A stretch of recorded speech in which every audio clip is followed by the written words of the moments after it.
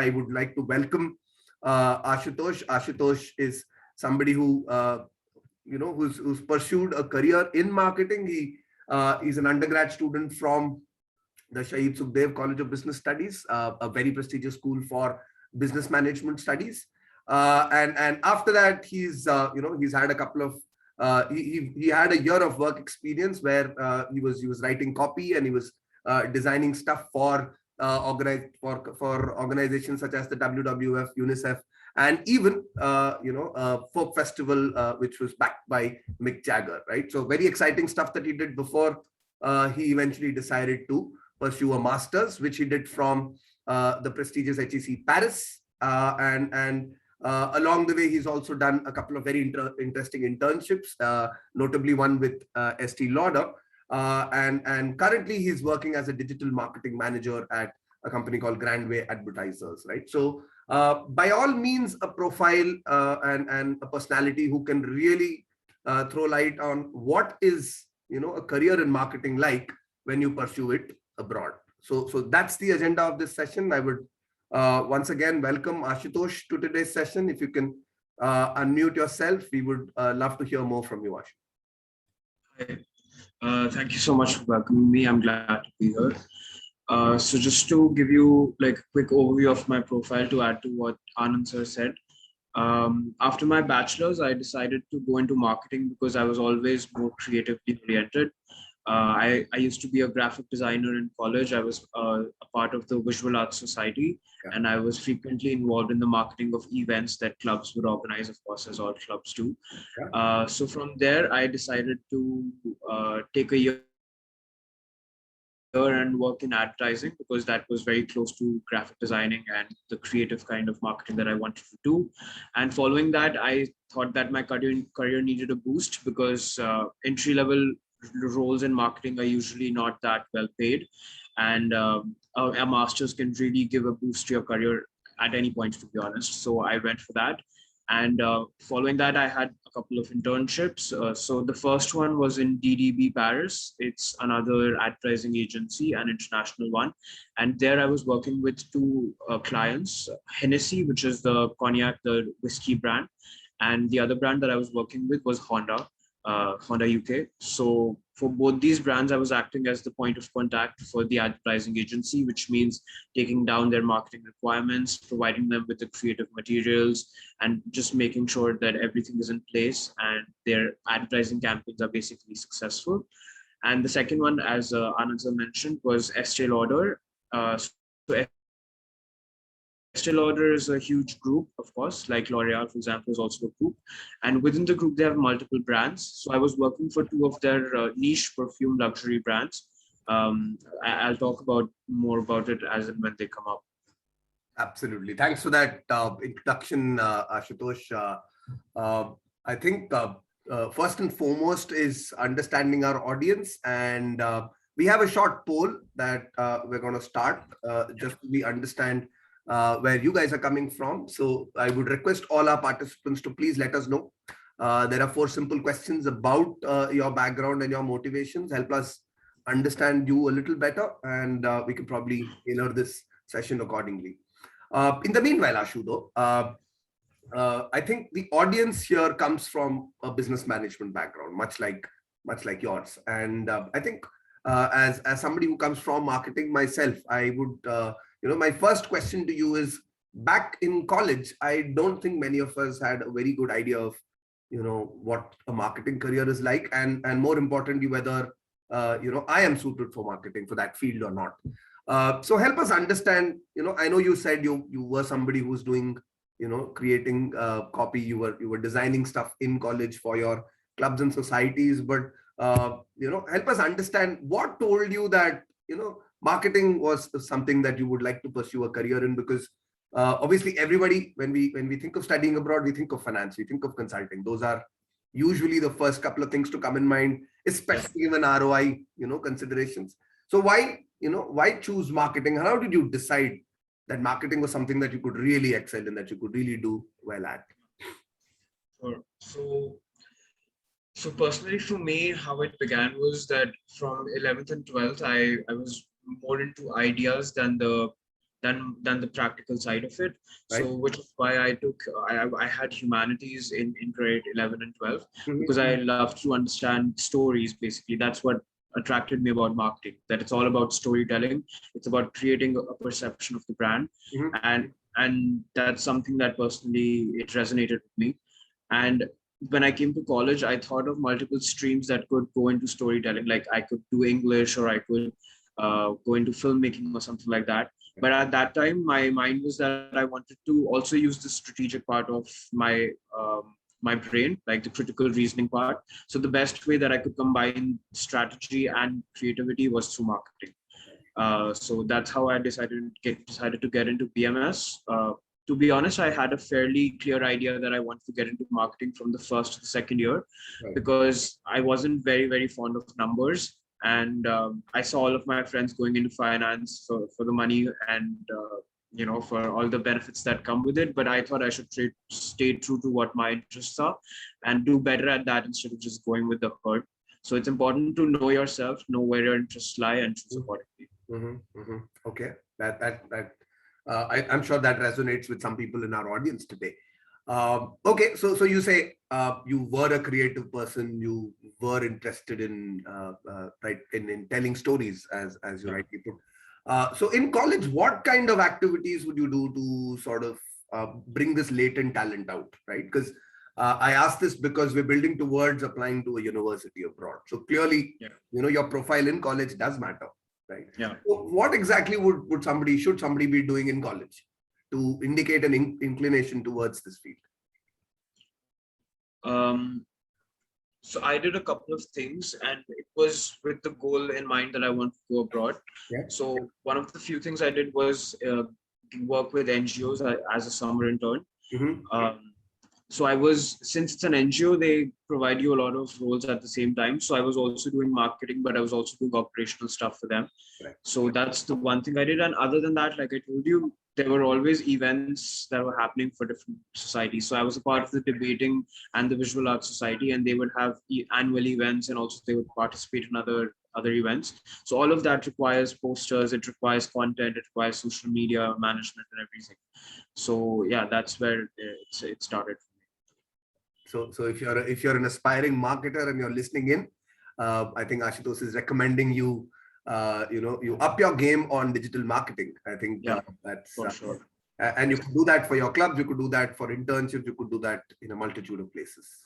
And the thing is that marketing is something that everybody requires nowadays. So it's just about being proactive and putting yourself out there as a marketer, and opportunities will come to you. Like you can even market for a startup that's coming up. You can create logos for them. You can give them a campaign idea or anything that you can do.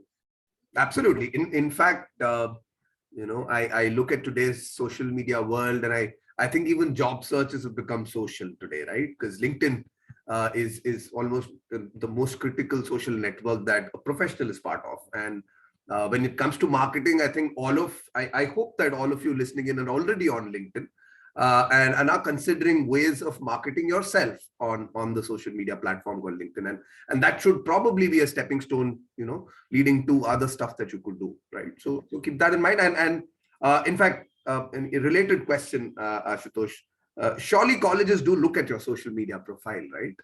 When especially when they choose candidates to come in from outside of the country, and also even more importantly for marketing profiles, because what you did online, and the kind of creatives and the kind of things that you say on social media platforms, it should matter for something, right? So what are your views on that?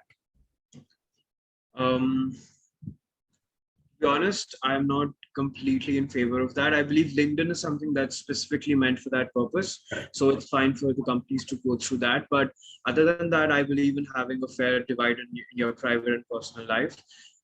Sure, when there's an overlap, it can be understandable, but I do think that social media, especially now, it should be a private space where you can express your views, and you can even crib about work and not be worried about your boss scolding you the next day. I believe it should be a safe space.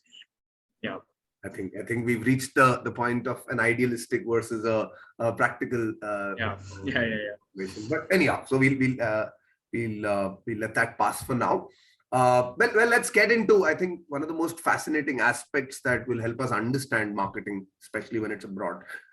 So maybe we can start with your internship experience. You mentioned one where you were in charge of the chief of publicity, and the other one, obviously, with the world-renowned Estee Lauder. So maybe you could tell us about what you did, maybe with Estee Lauder to begin with, and maybe the audience will get a better exposure of what do you do when you go outside and work for a foreign brand. Sure. So, like I gave you some context that I was working for two of their luxury perfume brands, and the brands were called by Kilian. So Kilian was the name of the founder, and he's related to Hennessy, the person who founded the cognac brand. Right. So it's a very family legacy kind of brand, and it was only established in 2007, and the group acquired them about a few years back. Yeah. So, and the other brand was also another niche perfume brand, and their USP was basically that they had stories behind their perfumes, and the perfumers from various renowned brands would come and create perfumes for them, but there wouldn't be any marketing around it. The marketing was the product itself and what the perfumer wanted to convey. So these were the two brands that I was working on. And what my role here was, I was working as an international retail coordinator, which meant that since these two brands had, of course, presence all across the globe, I was coordinating with the people who were handling these stores, like retailers basically, and providing them with material to market the products both in store and online.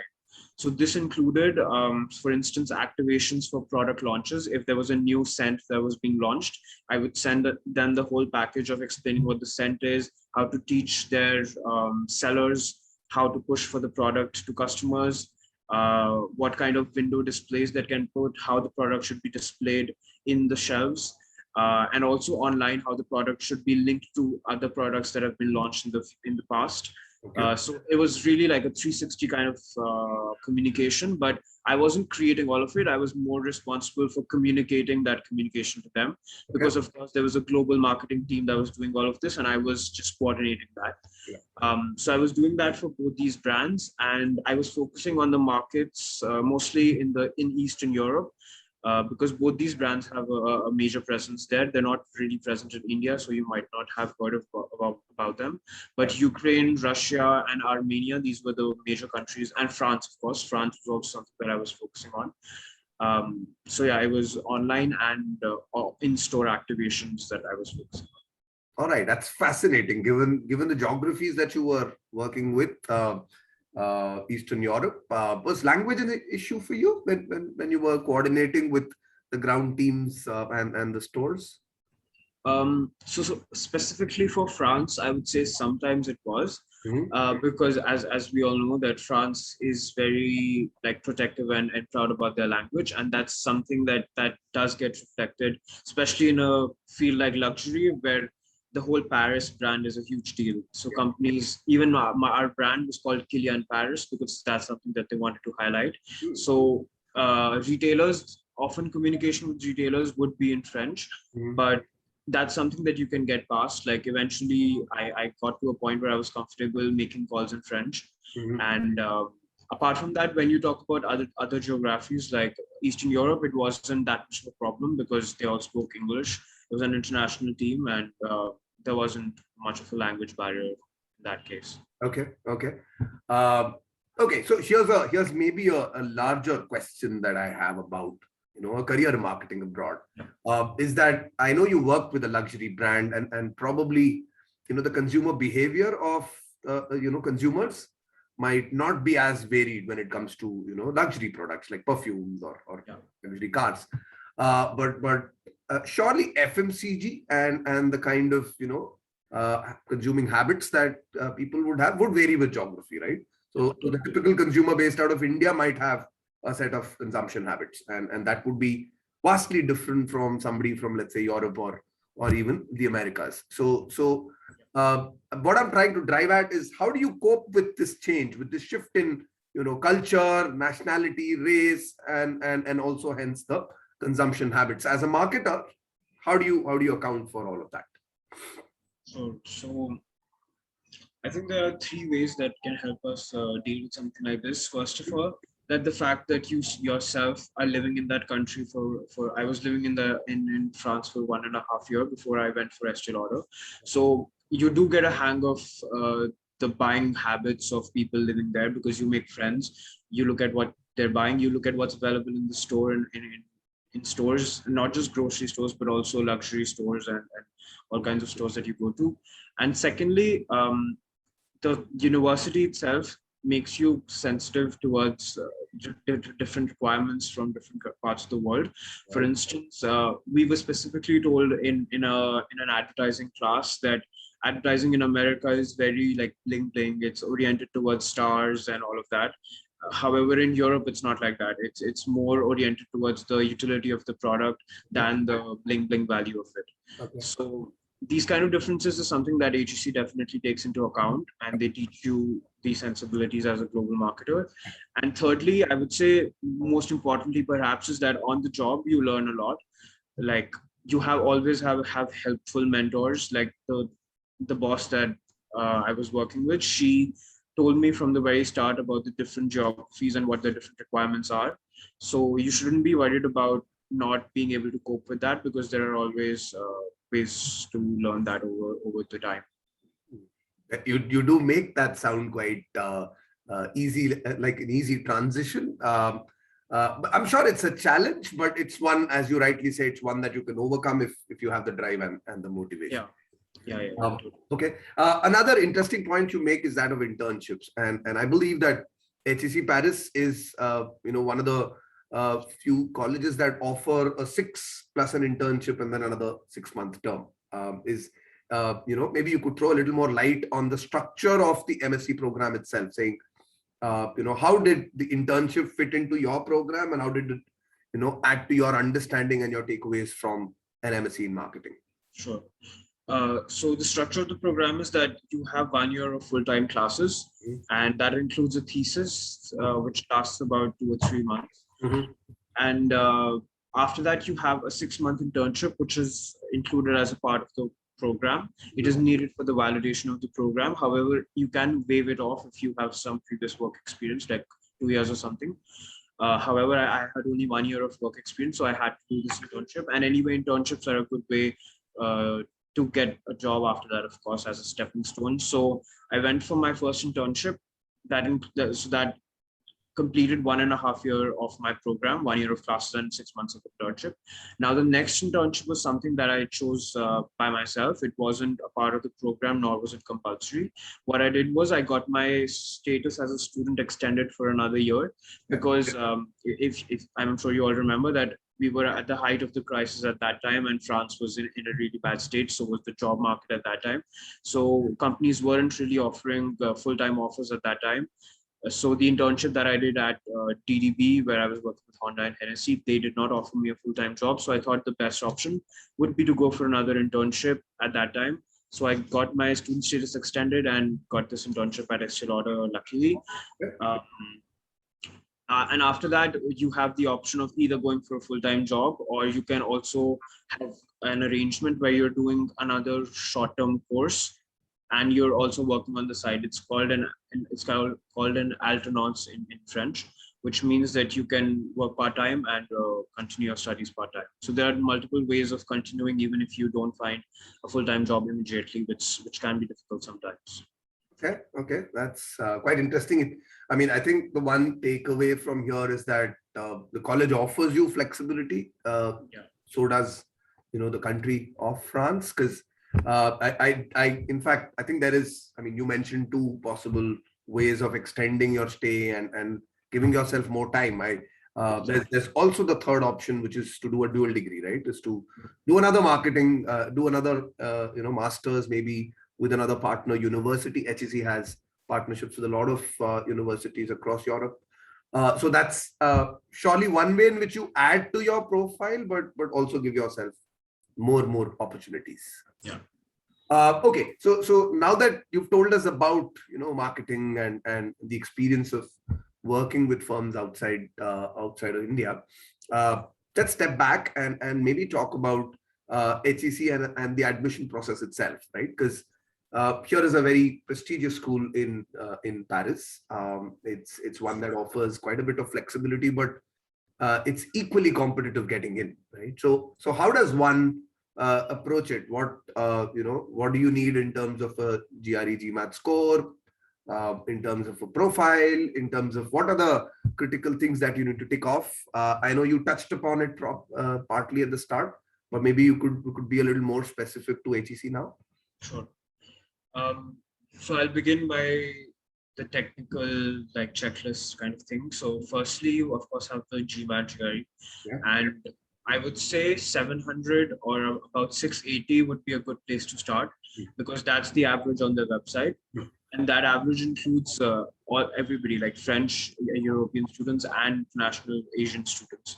So usually for Asian students, because the competition is higher, the average tends to be a little higher. So I would say 680 to 700 is where you should be starting. Right.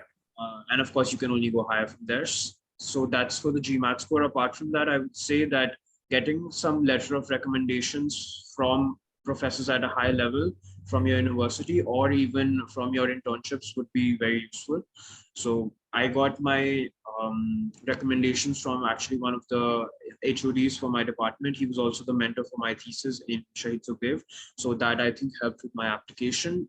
And another technicality that I think is very, very useful and important to note is the round of application. I actually applied to HEC twice. The first time I wasn't very serious about it. I just applied out of like I had a score, so why not? And I applied in the third round. And after applying, I realized that the third round is actually where most of the seats get filled already. So you should always stick to the first or the second round for applying. That's the prime time to apply. Very important technicality. And apart from that, I would say for the essay questions, usually in my year at least, we did not have one particular SOP, statement of purpose, that we had to write. HEC gave us specific questions that we had to answer. So for that, my word of advice would be that you should basically show them passion. They want to see passion, and not just for marketing specifically, but for anything in life that you do. Because there are people from a variety of walks of life in the program. We had philosophers, we had psychologists, we had lawyers, we had pharmaceutical people working in the pharmacy industry. So they just want to see passion about anything you do in life, because marketing is required in all fields. So they don't want you to be obsessed with like marketing and what's going on in the advertisement world or something like that. Just show them that you're passionate about what you do, what you have done, and how that kind of can be related to marketing in the future. So reflect that in your questions, in your answers. I think that would be very useful. Okay. Interesting insight that, it doesn't matter what you've done. I think highlight energy, enthusiasm, and as you say, the drive. Yeah, right? exactly. Energy and drive. Yeah. Something that you touched upon was very intriguing, the variety of backgrounds that form the cohort at HEC Paris. I think from my interactions with people who've studied abroad, I think one thing that stands out is always the cohort, right? The exposure you get as part of your cohort. So I mean, was it 70 odd countries that your batch was comprised of? Maybe you could throw a little more light on that. Sure. So the biggest cohort that was present is for the MIM, which is the Masters in Management degree. Okay. However, since I was doing an MSc, our cohort was smaller. Basically, MSc, for the guys who are interested here, is basically like the second year of the MIM. The MIM is a 2-year program, and the second year is specialized, and the first year is more generic. You study everything. So the MSc is just the second year plus internships. So you get a very specialized kind of degree with that. So for us, there were about 40 people in our class. So, and must be from 15 to 18 different countries. Wow. That itself gives you a nice little perspective. And I'm glad you bring that up, that there is a difference between an MSc in marketing and, an MIM course. And this is something that usually troubles most students, is which one do I choose, right? I think the choice, in a sense, and correct me if I'm wrong, was already made for you because you'd already done a program in management at undergrad, so you felt that it was better to specialize. And I can see that from our poll results, I can see that more than half of the students here are from a commerce background. So Yeah. you've probably studied commerce and accounting. So maybe studying management is not such a bad idea. Maybe doing the 2-year MIM might actually be advisable. But I also believe there are some here from management, some here from BMM, mass media or management studies. And if you're indeed from management studies, then probably choose a specialized master as opposed to MIM. Okay, interesting that you brought that up. My related question is about mentorship, right? Which is clearly something that we believe is important, for an applicant's journey. So, was there somebody that you consulted that you relied upon when you were going through this journey of deciding when to apply, how to apply, and so on and so forth? Sure. So there wasn't one consultant or one person that I was really relying on, to be honest. Yeah. So I applied for colleges twice. The first time I was more casual and I wasn't very serious about it. So at that time I was going according to what people were telling me. So I applied for this school in India as well called MICA. It's in Ahmedabad. It specializes in advertising and brand management. So I applied for that. I applied for a couple of colleges in the United States, like based on hearsay, basically. I did not have one specific mentor, but the second time around when I applied, I specifically took the mentorship from this one person who was at HEC Paris. She was also an Indian and she had already graduated, and she told me about the different schools that you could apply to because she had already gone through that process. So that is when I took HEC seriously and I applied using her guidance. And all of these tips that I'm giving you, like to apply in the second round, be passionate, to show passion no matter what you do, like all of this is what she told me, and that came in really handy for me. So yeah. Okay. So it does seem like mentorship did make the difference for you the second time around. Yeah, totally. As much as the first time. All right. So what are your plans from here on? I know that another reservation that most people have, especially in today's day and age, is we're in the middle of a raging pandemic. Maybe the third, fourth wave is going to hit us.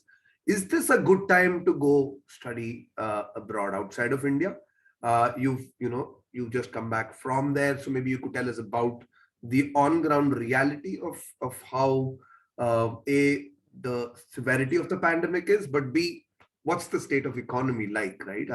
Are there, do international students will they find jobs? Are companies hiring? What's the state of, Europe? Sure. So about the on-ground realities, I would say the pandemic is, of course, it's like it comes and goes, but right now it's at a low in Europe and in France, especially because of high vaccination rates. Yeah.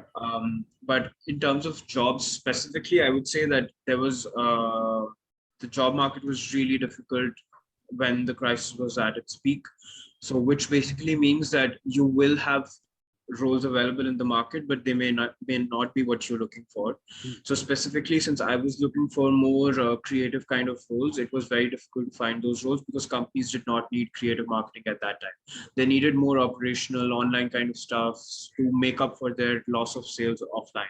So at that time, I did feel like there was a job crunch, but right now I think the job market has opened up a lot.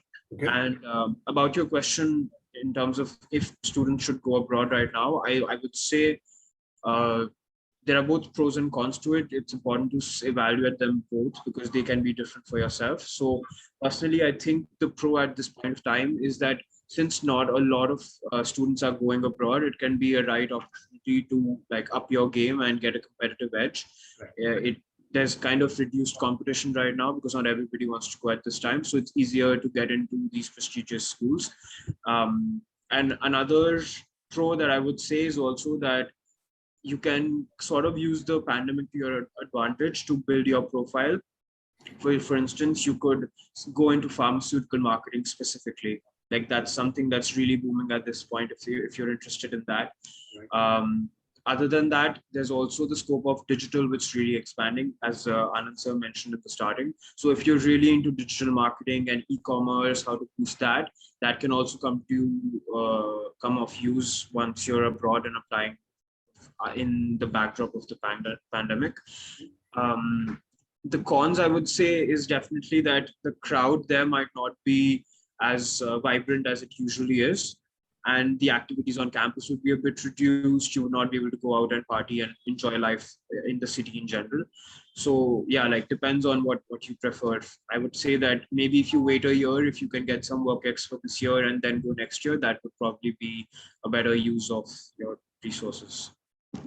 All right, all right. So pros and cons. I think I'm going to add a little to that nice little perspective that you gave, and also add that I think as a student applying to a university abroad, you also need to first and foremost evaluate your motivation, because Yeah.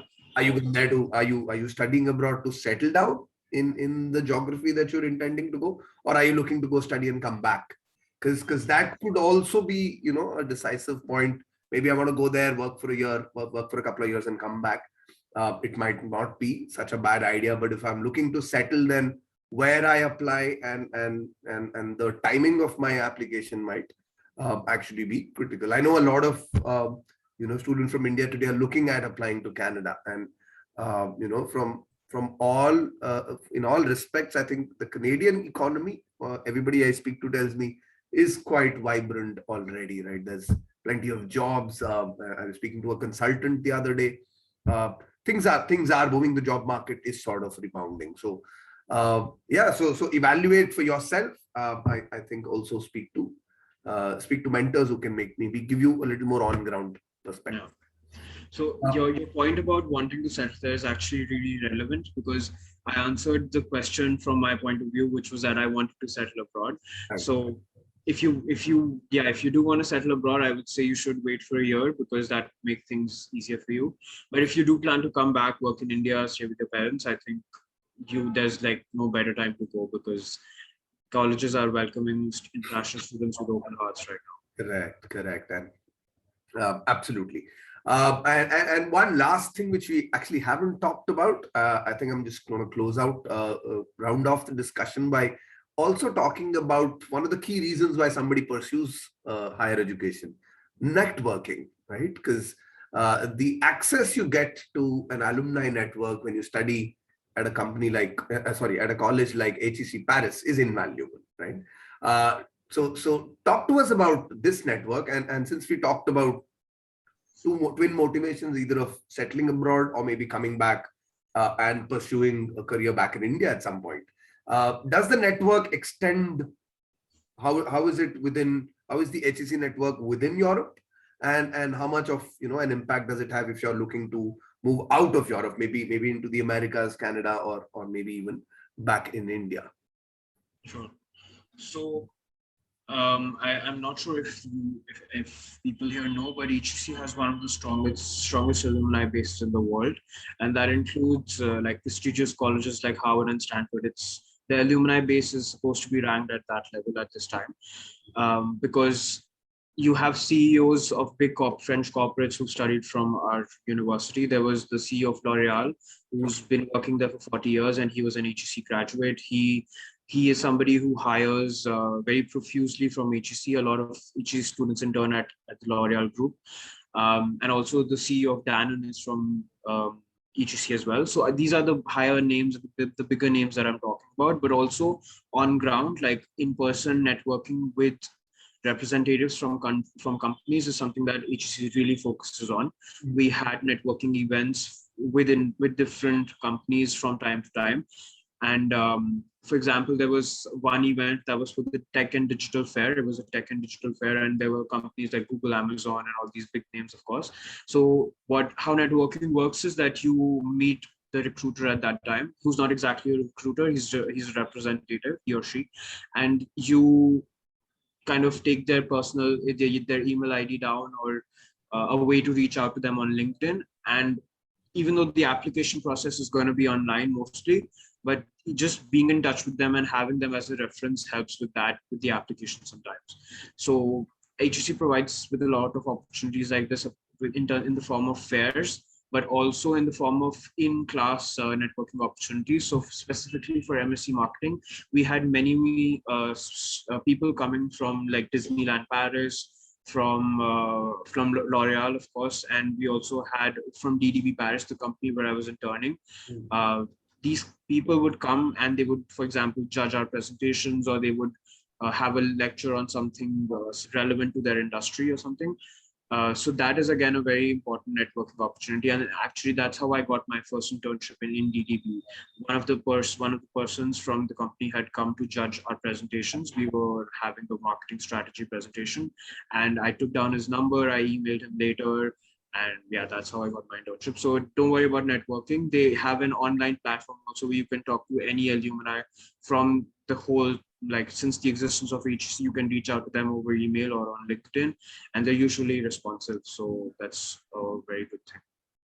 Yeah, I think the flavor that we want to leave the audience with at this point is that if you're looking to pursue a course abroad, I think the fundamental thing that you want to do is network, right? Irrespective of what you study, please keep in mind that networking begins from day one, which means you start today. I think even mentorship is part networking. If you connect with people with similar backgrounds, you get a wealth of knowledge from them, and obviously opportunities come your way that way, right? So absolutely right, Ashutosh, and thank you for pointing out that it was critical, and the role also that it played in you finding suitable opportunities. Yes.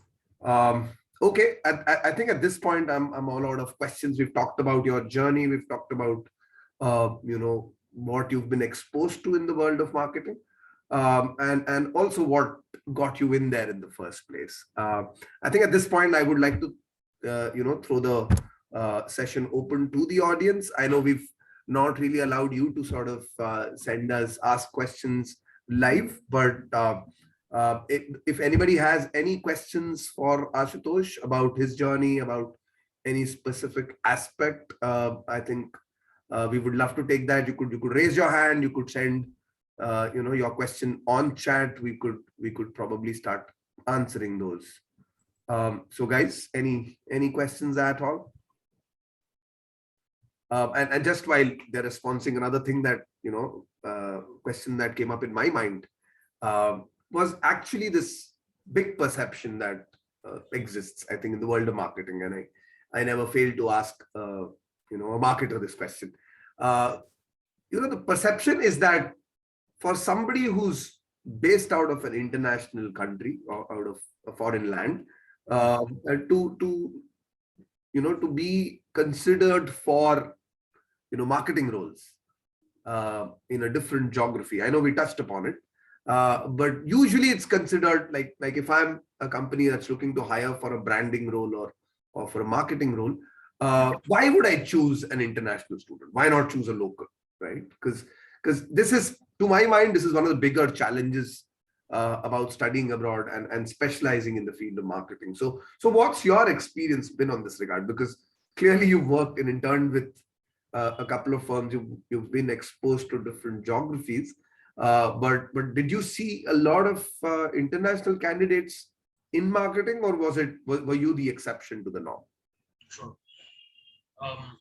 So there are two facets of marketing when you talk about international brands. One is more operational, inbound kind of marketing for the country, and the other is more outwards oriented, not just in Europe, but all across the globe.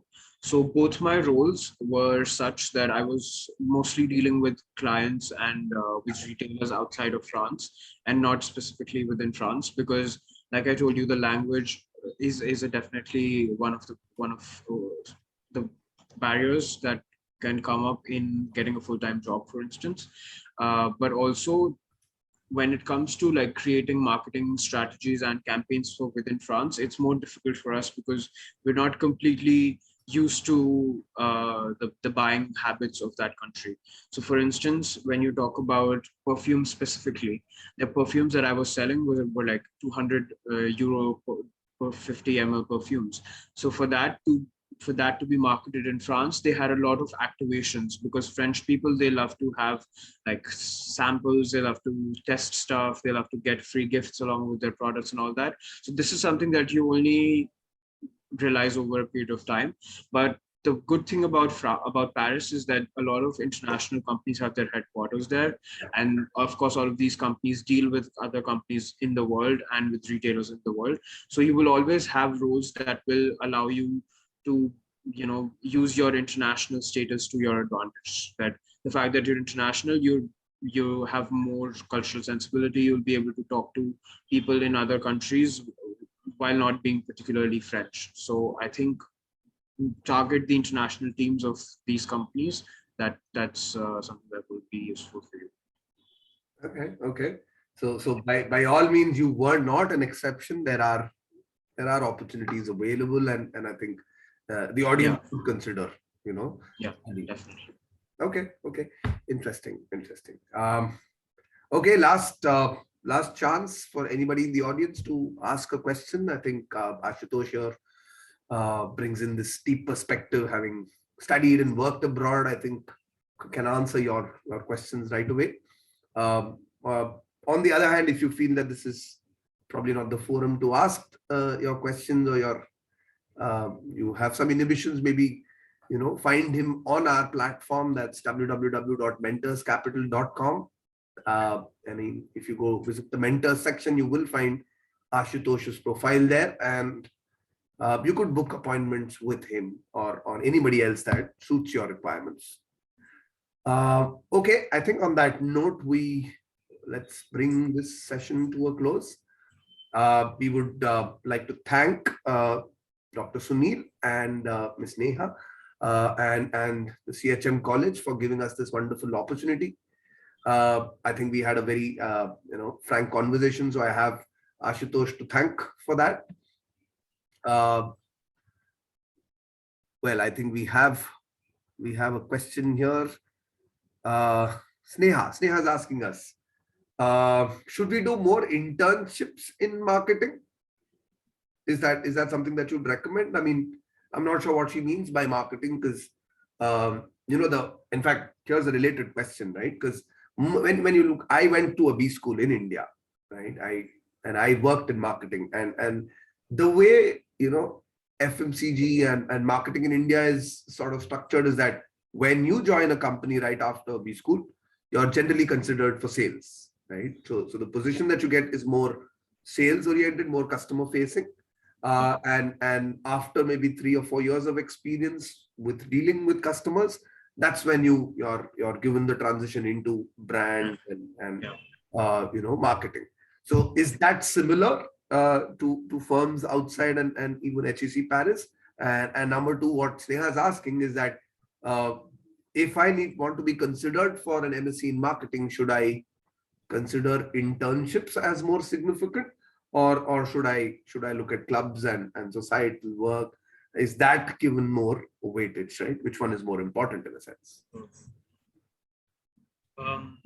I think internships can definitely be very useful in marketing specifically, because once you have a big brand on your resume, for instance, once HEC knows that you've done marketing for example, Unilever or Reckitt Kaiser or something like that, that definitely makes you stand out. So if you're able to land a sales or even an operational marketing kind of internship there, that's going to be a big plus for your resume. So I would say definitely go for it, and also do the club thing, like that can coexist. Sorry, I'm sorry for cutting you there. You mentioned big brands like Unilever and Reckitt. But what if it's a business development opportunity with a smaller company, right? Maybe, I mean, with e-commerce in India, I think there are myriad opportunities available in the field of operations and sales, but maybe few with world-renowned brands, right? So do you think it still adds value to your profile if you go intern with a smaller company and do a little bit of business development work? So the thing with smaller companies is it all boils down to how you sell it in the interview and how you sell it in your application in general. Because if they don't know the name of the company, then it's upon you to market it. So that's where you also get to use your marketing skills. And it can definitely be an advantage, because business development is very closely related to marketing. Like your insights from marketing is what leads to business development eventually. Okay. So it all depends on how you can sell it, but there's no negative that can come out of it, definitely. So go for it. Okay. And what about the first part of my question? Is the approach of companies in India and companies abroad different? Or because I can see that you went and did marketing, you worked with perfume brands, but in a sense you were involved with activation. So it still seems like it was more sales oriented than branding oriented. It totally was, yeah. So that's actually one of the problems that I faced myself, because as I told you, I was looking for more creative roles. And the problem with entry level roles, especially in a new country, is that you have to do what they asked you to do, basically. So in both my internships, I was doing operational kind of work, which included a lot of emails, a lot of meetings, a lot of calls to suppliers and to agencies and external partners, a lot of calls to clients, frequent exchange of WhatsApp messages and everything.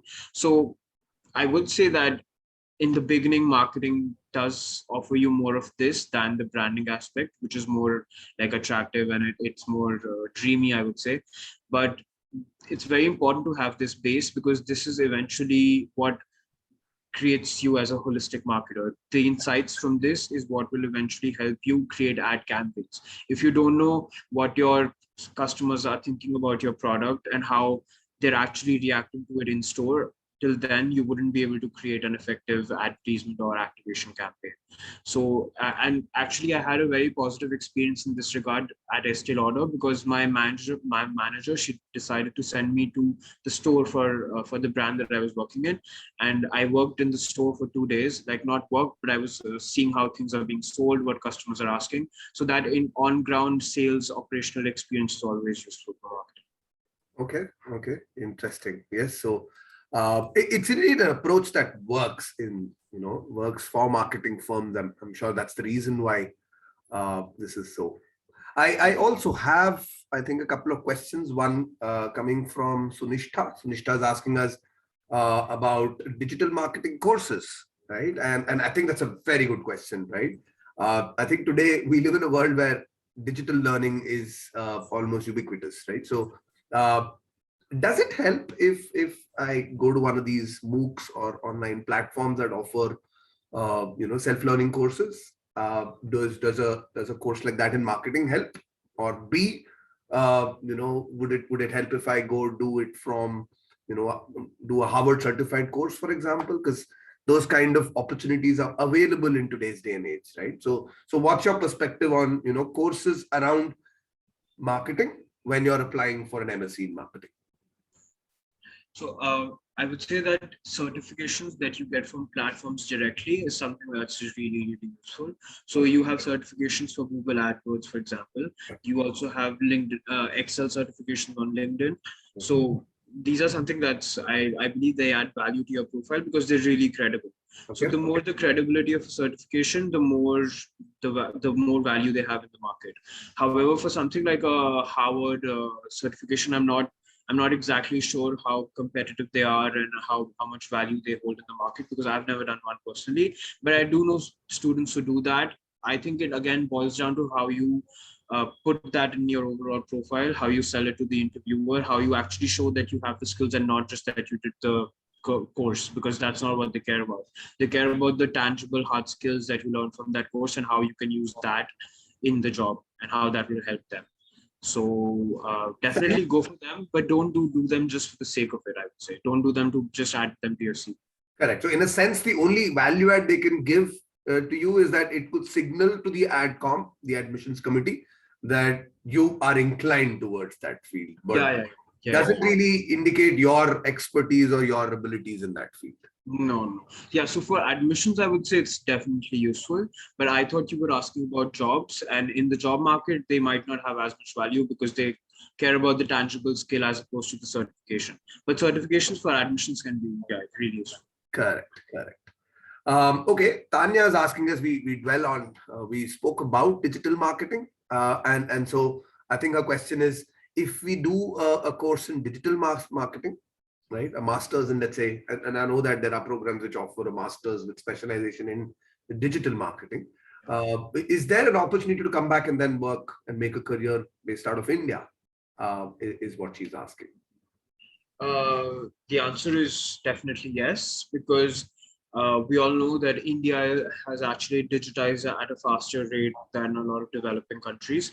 So even compared to France, I would say there are some aspects of India which are more digitized. For example, just Paytm wallet, for instance. We do not have something as fluid and as easy to use in France. Everywhere they use cards. So I believe India is in a digital boom, and definitely no matter where you do your master's in digital marketing from, it will definitely be useful in India. So go for it. And in fact, I think one more sort of supporting argument would be that the e-commerce and fintech is growing at a fast pace in India. There's a lot of fundraise that's happening. There's a lot of acquisitions and mergers that are happening in this space.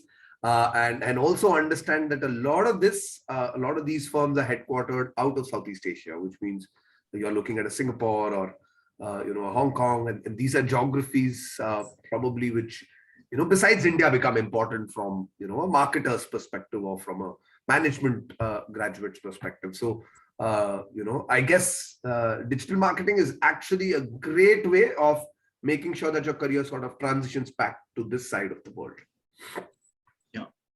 Okay, well, suddenly we have a flurry of queries. I hope you have time for us to address.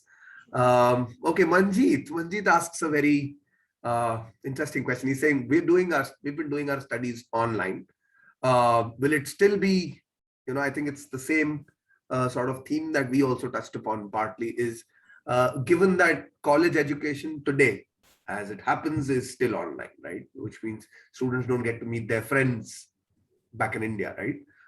So is it really worth investing the kind of monies that you would in pursuing a master's? And then is it a reality that you probably are going to study it online, or in case there is a third wave or a fourth wave or a Delta variant and maybe the city shuts down again, will they sort of postpone the course and the lectures and deliver it, or would they prefer to just keep that timelines and deliver it online, right? So what do you see as the way it will pan out in case the pandemic worsens in Paris, and B, is it worth, in this day and age, is it worth to, which I guess you partly answered.